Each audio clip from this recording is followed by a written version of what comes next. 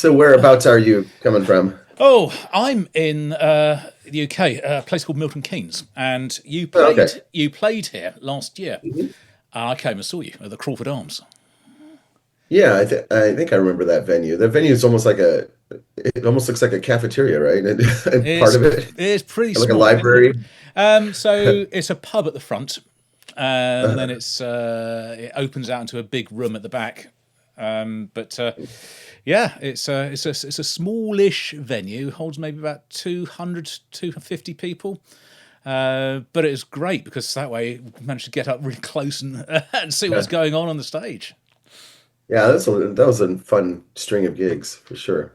I didn't even know they were happening. All of a sudden, I was like, "Oh my goodness, you're Spock's Beard, you're playing in my town? How's this happening?"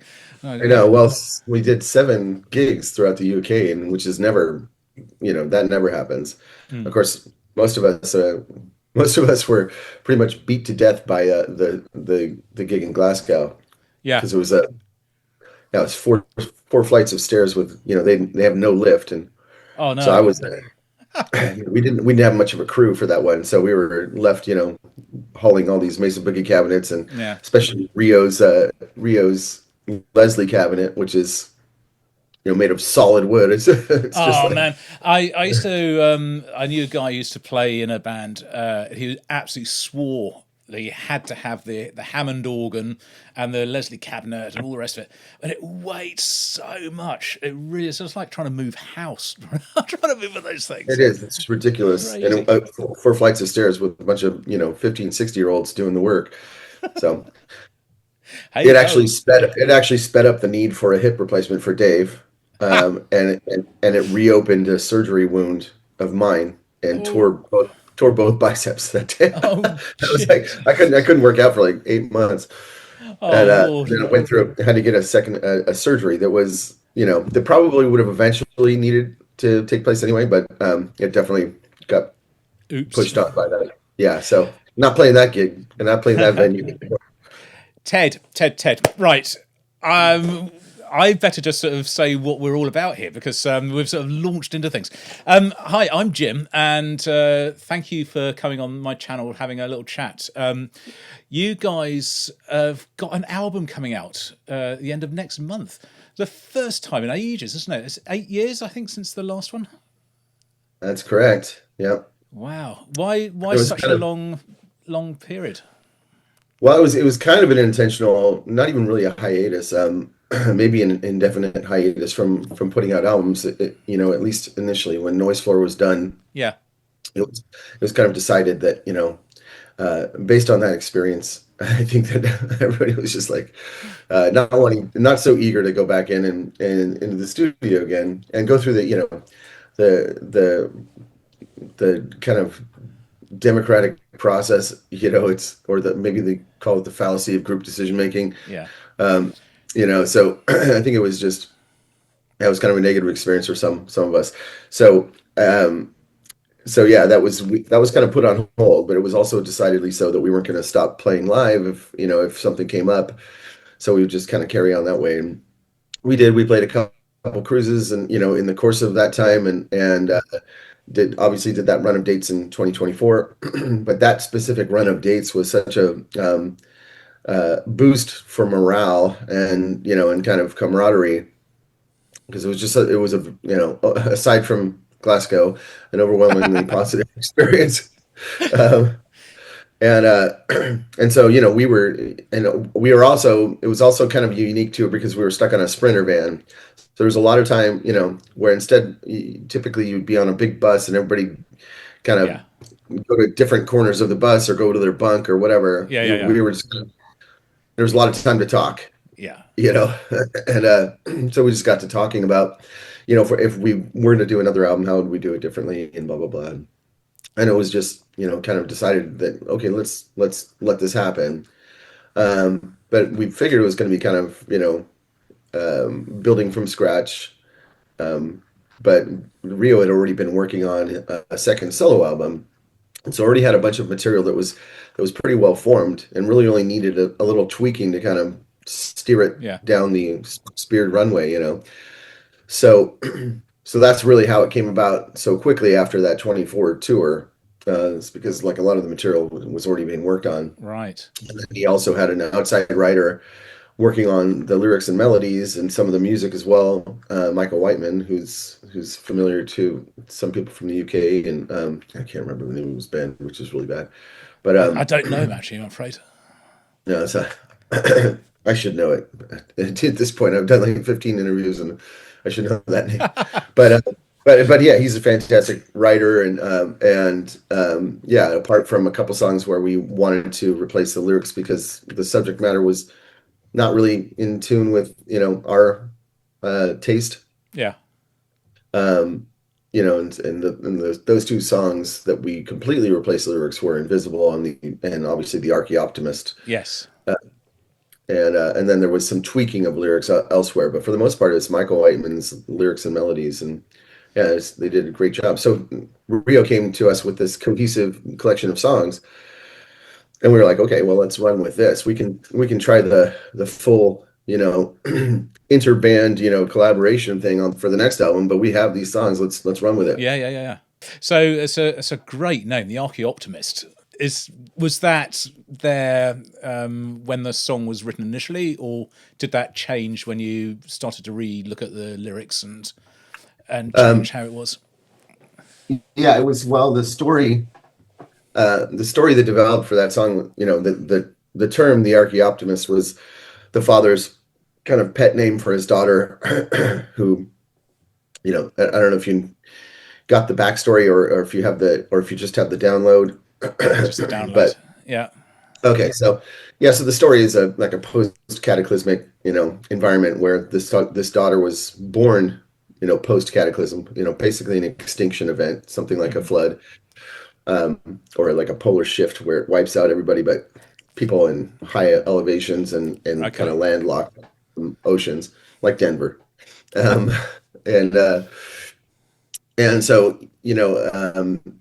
his so she the daughter is very young at the beginning of the story and is constantly digging around to find artifacts or evidence of the previous civilization, just anything she can find, Yeah.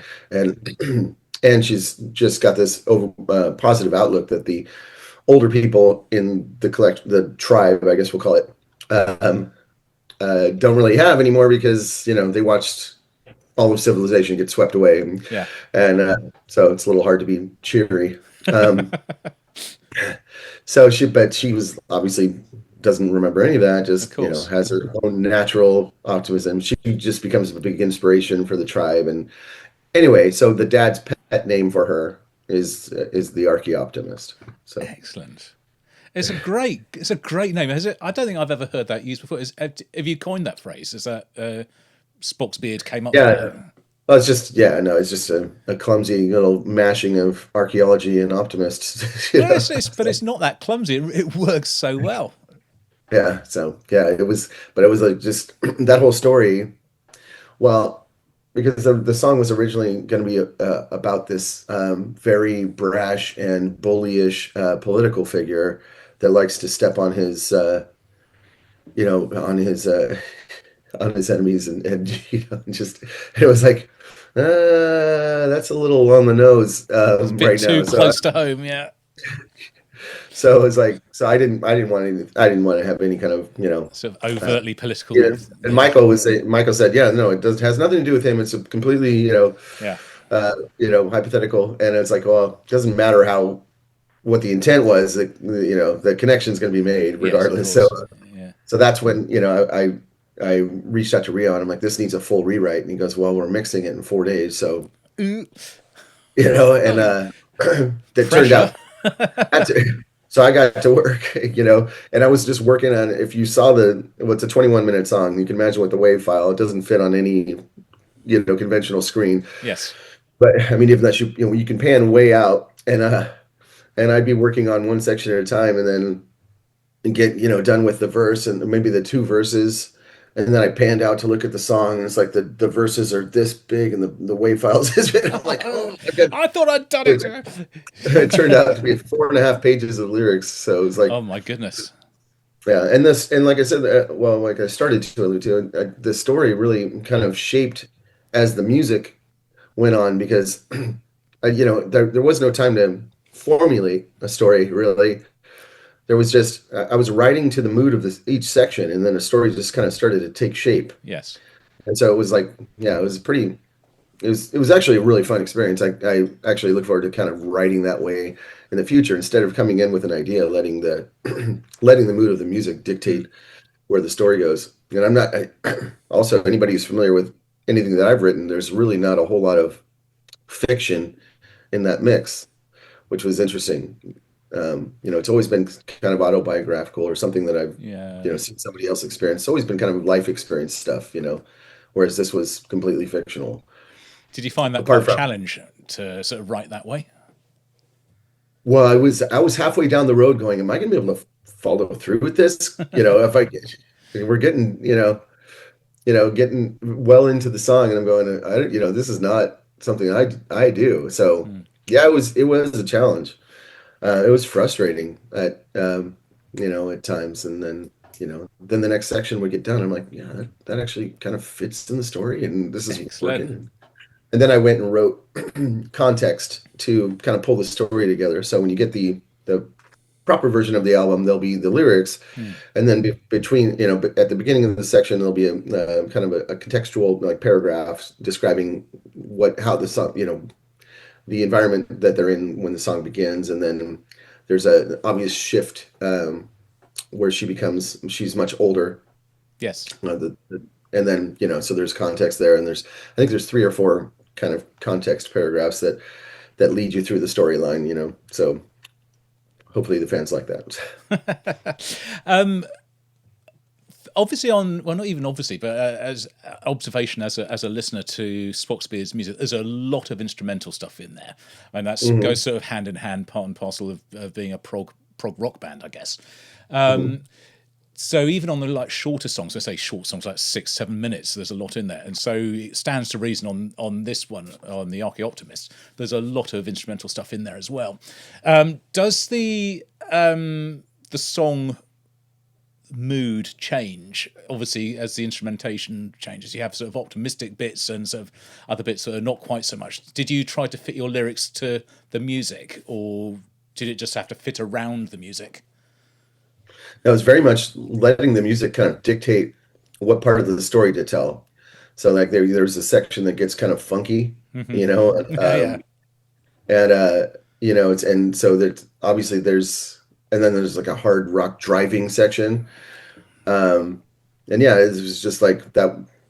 That's that pretty much drove what I wrote. Yeah. Uh, so yeah, it was very much a response to the music, and I think the story may have been the same, but probably the order in which it was told was driven by what section we Yes. moved into. So obviously you can't change that once it's all recorded. The And it instrumental was part. and it was completely recorded by the Yeah. time I got it. So yeah, the drums were done. It was actually, Nick's drums on the recording already when I got it. So there was no there was no changing that. So yeah, it turned out really good. I'm super proud of that piece. I'm proud of the whole album really, and I think Nick obviously did an amazing job. And he's actually provided pretty much anytime you hear more than one voice, unless they used my voice to layer, Yeah. because I recorded all the harmonies just in case we ran out of time, with the expectation that people would replace the parts and stuff. So, but pretty much whenever it's two-part harmony, it's me and Nick, and his voice, he's got perfect pitch, and it just blends with my voice really Wow. well. So it's nice. St. Jerome in the Wilderness. What a tune. Yeah, That's yeah, I an love that song. amazing, amazing. And there's also there's a bit. I think it was that song. So I've only listened to the album once. So I can't quite remember where things were, but there was a bit in there that was ever so much like sort of Gentle Giant, with about sort of 4 or 5 vocal parts all laid on top of each other, with no music in the background. Was that song, That or was may have that been Afterthoughts? a Four Oh, Full Thoughts. Thoughts. Yeah, yeah, Yeah. yeah. Oh man. Afterthoughts was the song on our Brief Nocturnes Yeah, album, yeah, but yeah. Sorry, this is Full Thoughts. Yeah, yeah.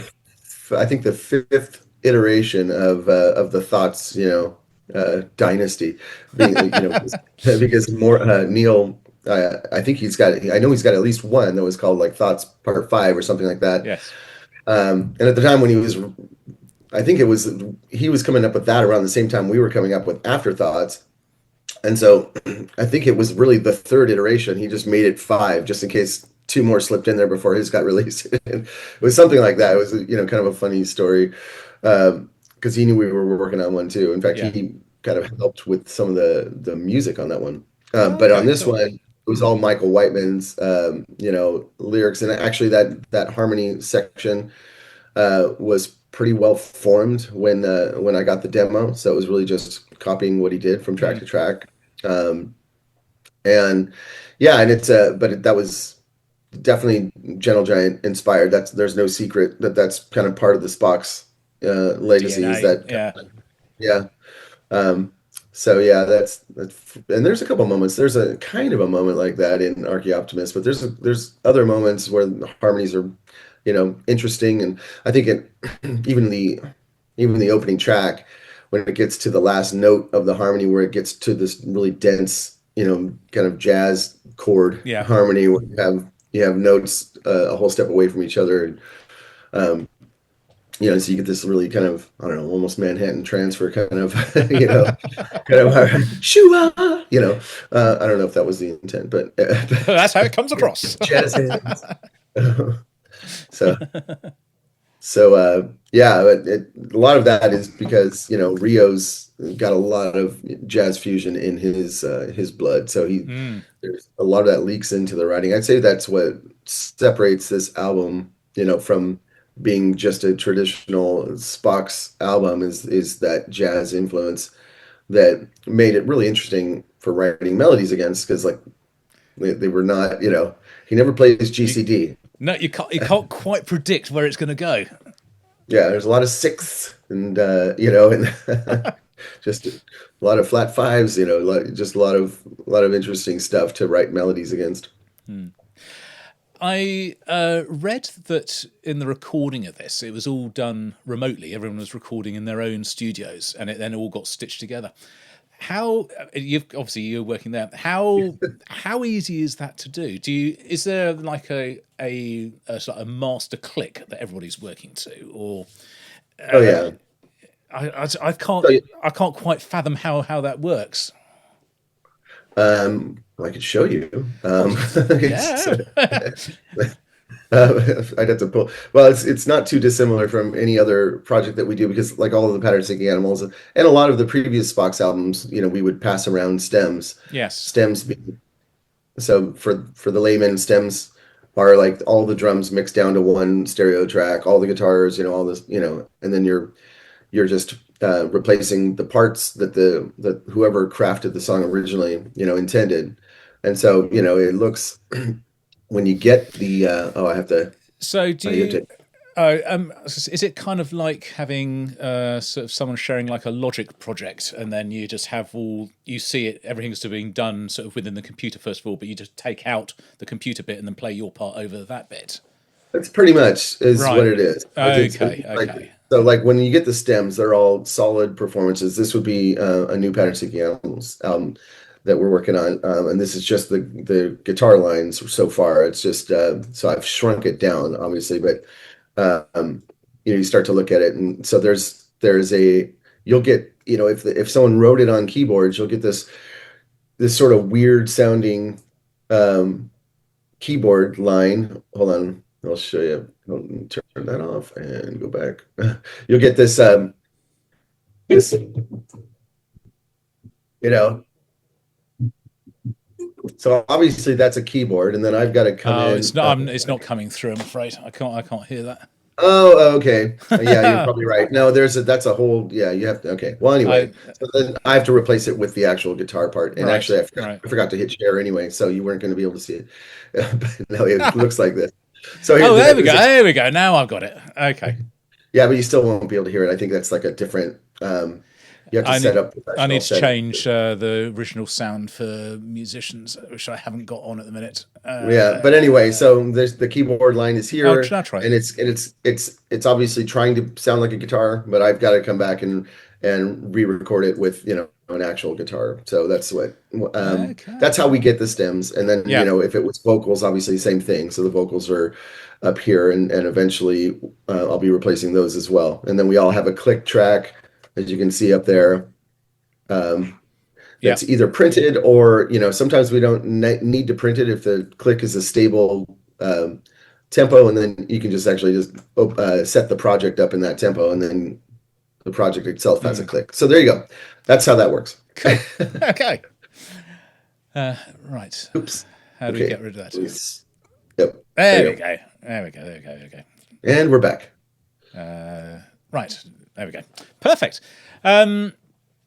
So it was written primarily by Rio, but then everyone else came into it and added their own flavours and bits and bobs and churned it up and did something different with it. It's a very, very, very cool sounding record. I have to say, I loved it. Absolutely loved Oh, it. great. And you've changed label as well. Yeah.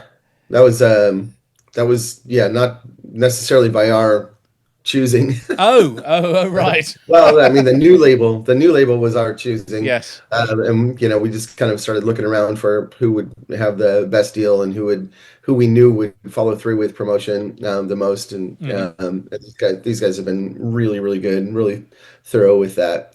So yeah, but Inside Out is a part of Sony. And I think Sony, it was probably saw the writing on the wall, years ago when the big company steps in that eventually they're going to want to consolidate all their little projects down to, whatever's most profitable, and probably let go of the ones that they're just, that they feel are extraneous, regardless of whatever kind of relationship, we had or have with Thomas, the label owner, because we go back with him to his beginning, in Yeah, this sure. industry. Your cup almost looks like So my this album was yeah this on the Inside light. Out? That wasn't, was it? No, that was But geez, I think that was God, that's an old one. What's this on? I can't. Metal Blade, actually. Metal Blade. Yeah. Yeah, So what a strange home for that to be on. But right. yes, yeah. But it wasn't long after that that I think Inside Out picked up Spock's. I don't, actually, I don't know about that. Because when the whole Neal era, Neal had he started his own label called Radiant Records. Yeah. And so I think most of them are Oh, actually, on it is his label. Radiant, but I think it's maybe distributed by Metal Blade. So it's Radiant down the Mhm. side. Yeah, Yeah, and I yeah. think that continued until Neal left. And I'm not sure when Inside Out kind of took over. I think it was about that time though. So yeah. Yeah, that was a bummer. When we got, it was actually on that same 2024 tour. It was like one of the last. It was the last gig. We were all hanging out in the hotel bar, and that's when we were informed. Yeah, we aren't going to pick up another album. I'm like, Oh, okay. oh, Well, thanks for shitting on the entire tour. Thank you for oh anyway. no. But anyway, it wasn't that, and we also found out in that same conversation that Pattern Seeking Animals was no longer going to be on that label either. So it was Oh, like, okay. double It trouble. was kind of it was pretty yeah. It was weird, It was but whatever. It is what it is. We ended up finding a great label for that band as well, and so Yeah, it hasn't really slowed us down. And for that matter, these days, if you budget it right, and you could just release things yourself self, and because distribution is becoming less and less important. yeah, This genre is probably the lone, exception to that, where people are still buying physical albums. But in a lot of genres, like that's gone the way of the dodo. It's in fact, I don't even own a CD player at this point. Oh, really? I don't even have the means by which to play a CD anymore, Oh my because life. I know, because my Mac doesn't have a CD, so I can't They rip don't. CDs No, to my Mac. I had to buy a separate one to sort of plug into it. Yeah, um, I'm sure that's what I need to do, yeah, because I've got all these old CDs. I was telling John from PSA about that, and I'm like, man, I don't even have the first five or first six Spock's albums, the Neil era yeah. Spock's. on my computer, and he's like, he just sent me a huge file of high bit rate, MP3s, and Yeah, so like, sweet, I haven't listened to this stuff in years because I yeah. just haven't been able to. Um, yeah, I moved. I mean, back in my old house, we had, little old CD players and stuff like that. But when I moved, I got rid of a lot of the things that, didn't need. But anyway, Physical media. I play records a lot. I love playing right, records, but CDs. I like to have them because I like to have like a physical thing. But I don't actually play the CD, so I'll rip it and then I'll listen to it on the computer. It just is easier. right, But it's still I still own the music if you sort of see what I mean. But right. the physical ritual, I guess, of playing a record is a lovely thing. I will always enjoy that. It doesn't really matter what the music is as well. I just I love think sort it's of because it's so visceral. I mean, it's mm, like you're watching the things spin from across the room, and it's just like, yeah. It's there's nothing quite like that. yeah, Yeah, I don't have a record player either, but I have records, yeah, yeah, yeah. and they're all up on the wall. That's just ornaments up there, back there in the in the distance. Those are real guitars though on the wall, aren't they? Yeah, that's a Reverend right there. The Telly, Yeah. Telly. Oh, there we go, Telly, and then I've got another Telly, big Telly guy, and there's an Anderson behind me, and then oh my, you can't see it. My bass is over there. Yeah. So anyway, I've got a few guitars. I'm actually in the middle of like you saw, I'm in the middle of recording Yeah, guitars for PFA, which I got to get through as quickly as possible so I can start learning all this material that we're doing for the tour. yeah. You have to be here on an interview with me. I'm so sorry. No, no, no, no. I mean, no. Work days are work days. I Yeah, don't. I have a real job too. So yeah, yeah, that's part of the problem. Is like I spend 9 hours a day in this room working, and then to try to come back in this room and be creative. Sometimes it's like, ugh.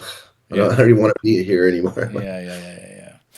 Yeah. Do you find it difficult to balance both bands, Pattern Seeking Animals and Spock's Beard, or is it only something you're having to do at the minute because Spock's Beard is now coming back to the fore again?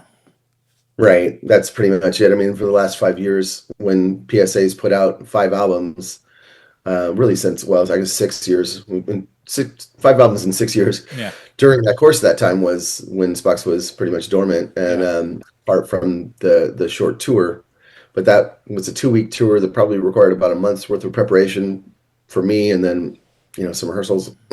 So, and even during that time, I'm sure I was uh, finishing up recording parts for PSA as well. yeah, It's because John never stops writing. He's kind of like a Neal that way. If you leave Neil locked in a room for 10 minutes, somehow he comes out with a 20-minute song. I don't even know how that's mathematically possible, yeah. but copy paste. I don't know. No, he doesn't do that. I know that. Um, So, he, so he's obviously. I mean, yeah, I actually, he's so prolific, Neil. I've sort of lost track of what he's doing and who he's doing it with. So there's different bands, different things he's done. Is he's still friendly with you guys? You still see him and he's involved and well, not involved as such, but in touch with and knows what you're up to. yeah, yeah. He and Alan are still Oh, brothers, obviously. right, and I don't think there's any tension that came about from his leaving. Didn't last long, but it was certainly gone by the time I was involved. Um, so, I mean, there was, I don't even know if it was tension so much as just kind of disappointment because they were kind of they were peaking, Mm, at the time when he left. There was Snow, I think, was their it was, best yeah, selling album by a long shot. And they never really got to tour it. And because he left, shortly after it's being completed. Um, so anyway, yeah, there's never been any tension. Whenever we see Neil, like on cruises or whatever, it's a big hug fest. It's yeah, it's yeah, yeah. all positive stuff. And I've sung on a lot of Neil's stuff, like the Jesus Christ the Exorcist album and the two Joseph albums. So I've been, involved in that regard with his music too. So, and then obviously doing the transatlantic thing. Um, Yeah, in fact, I was really bummed that I missed he had a Morse Fest in Europe last year that I was supposed to be part of, and that injury that I got in Glasgow Ah, is what eventually required a damn you, surgery. Glasgow! I know. It made me miss that thing, and I was, oh man, I had already worked on the guitar because I was going to be playing a lot of the guitar too Mm, mm. for that. And so I've been working on the guitar parts for months, because it was a lot of material, as is anything that Neil does, and yeah, and then to get my doctor basically forbid me to to travel internationally in case like an infection occurred or something, Oh dear. would have been bad news because it was like an open wound for like Ooh, 4 months. yikes. Yeah. Anyway, don't picture it. I have pictures of. I can't stop it, is there? So yeah, that was, oh man. I had to call Neil with about, I think it was 9 days before, or 7 days maybe. I think it was nine before the first day of rehearsal for the Morse Fest stuff, and tell him that my doctor's not, you know, he's not, he's strongly recommending. I could have gone against my doctor's will, Yeah. but but then I think, I don't know what the downstream effects of that would have been, whether he would have stopped working with me or something like that, Uh, who knows? Or if that would have like nullified, some of the care that I eventually yeah, yeah, required. Like yeah. I had to get like a vacuum, a wound vac, you know. My insurance company might have denied that had I gone against doctor's orders, So Yeah, anyway, it was sure, just like sure, one of sure. those things. It was like once he lowered that hammer, I had to deliver that news to Neil, and Neil's like, man, he took it so graciously, um and I don't know what I expected because I know Neil. I've never even before the first tour that we were on with Spock's Beard was way before he became a Christian. Yes. um and he was the same guy too. He often talks about those times as being like so dark, but I remember Neil from that tour, and he was the nicest guy you ever met in your life, back then too. But so I don't know what I expected, but yeah, he was so gracious. He was just like, well, that's this is how he talks about it. Well, uh, well, there's nothing we can do. I'll definitely be praying for you. I don't know if he hung up the phone and then went, I don't know. But at least while he's on the phone with me, he was, super gracious about it. But he had to find somebody on short notice, and I guess that it was the guy that he's in a band with, and he did a great job apparently. So all's well that ends. Yeah. But still, you can't do anything about these things. They come along, and Yeah, just it's a bummer. But, I'm getting old too, so things happen. I've got a pinched nerve in my um, neck right now. yeah. Talking about sort of getting older and whatnot. Are you guys after the last experience of a tour? Are you going to tour again? Do you think, Spock's Beard? Yeah, so we're doing a 2 week kind of a short tour, and it's actually not hitting the UK this time. I So know I hopefully haven't those seen any 70. dates. Yeah, there's dates out there in the ether, um, and but we're starting in Sweden, hitting Norway, and then going down and playing three gigs in Germany, then back up to Scandinavia. So it's kind of a different kind of set of dates, and it's really Hmm. just 9 dates in February. Oh, So okay. yeah, so we're definitely going to be out there, and then hopefully other things will come along. Hopefully we can build some momentum in that regard. A lot of times it's hard to find, promoters these days. They're going to be looking at your last, the last run's ticket sales Yeah. and basing, basing. So if you and the it wasn't we didn't do badly with the UK run, but then if you want to play anywhere else, they're going to be looking at how long has it been since you've been here, and how did you do last time? Yeah. And so it doesn't always cost out if they look at that and they go, okay, well, we'll give you this amount of money, up front. It's like, okay, that's not enough to rent the bus, Mm, so um, yeah, so it's mostly a financial decision, yeah. and of where to go and when. So that's why this one's going to be a little shorter, but hopefully we can build some momentum and maybe get on the next cruise or whatever, and get this music in front of you know, a lot of people were playing a lot of music from the new album on this tour, which I should have actually kept to myself. I should. Sometimes that sometimes that hurts ticket sales when they find out you're playing a lot of new stuff. Oh Um, no, but well, it's it's just such good stuff.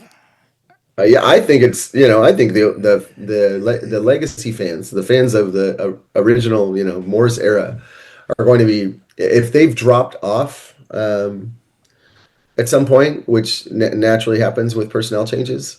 Yes, Um, I think if we can get this music in front of them, they're going to reattach. I think so. I mean, absolutely. That was the one of the things I thought about. This sounds like Spock's Beard used to be. It is amazing. I mean, not saying Yeah, that but what Spock's Beard changed to was not to my taste, because I absolutely love the subsequent albums as well. But it very much reminded me of the earlier sound. with a little bit more of melodic and chordal uh, adventurousness. I think because Rio is just because of that fusion element that Yeah, Rio brings, and so it's like yeah, it's similar. In fact, there's moments where it's like oh, that's from the doorway, yeah, and there's another moment where it's like he's referencing Cakewalk on Easy Street, from Kindness of Strangers, and there's moments like that where Rio made an obvious reference that I think some fans will be like, "Huh, is that plagiarism?" Well, if you're plagiarizing yourself, is it that well, plagiarism? I don't whatever. know. It's just referring back to something, isn't it? And re But no, it's like the chords aren't the same, the melodies yeah, aren't the same, but the feel of like the opening to the last track has this Bach like, piano intro that mm, sounds very much like doorway-esque. yes, yeah. Um, and so it's yeah, there's some moments like that where it's like bang, bang, bang, bang, brr, those weird noises. Yeah. That's yeah, that's Cakewalk on Easy Street. So um yeah.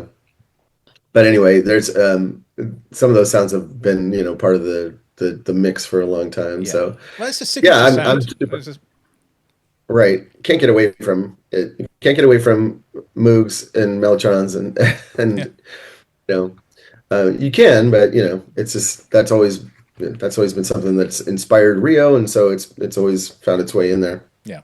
Yeah. So Have you had much sort of feedback so far from other people who listened to the album? Is it? I mean, has how many? Sorry, so how many people have heard it so far, and has the feedback been sort of pretty positive? yeah, so far I haven't heard a negative review yet, and I've heard a comment about one of the songs, the lyrical content of one of the songs that was like ho hum, but he loved the music and Right. just Okay. that was the only. So, but yeah, I haven't heard anything really negative, and so it seems like it's been pretty well received but so far the only people that have heard it, apart from friends and family, are just interviewers Mm, or people writing for publications and yeah. or Yeah. podcasts and such. So it's hard to know how the general public is going to receive it yet, but I'm I think it's I can't I see think it's going to go down well. I really do. I think so too. I Yeah. honestly do. So yeah, I mean, I probably said that for every album, but this one I feel like this, this one could stir the pot a little bit. Yeah. You know, Brilliant. Well, it make comes it. out on the 21st, I think. I was having a look over here. That's correct. 20, Friday. 21st of November. Um, what am I doing that day? I can't remember anyway, but but yes, I shall You're be. heading down to Tower Records and buying yourself. Oh wait. I'll be buying it. I'll definitely be getting it. Yes, and probably the following week, sort of talking about it on my YouTube channel. So, Awesome. Yeah. Ted, thank you so much for taking some time out of your day today to have a chat about the album, about yourself, about the band, about what's going on. Really good luck with the album, and Thank you. hopefully see you back in the UK one day. Yeah, hopefully. Yeah, hopefully we'll be able to do a second run and we'll be able to involve some UK dates because it's Yeah. like a glaring omission on this one but we usually do France and and some other places between Germany too. So it's like it's a weird little tour. But thank you so much for your time, and thank you for your attention to this, and yeah, and it's Yeah. been a pleasure. Great. Take care. You too. Bye. Bye bye.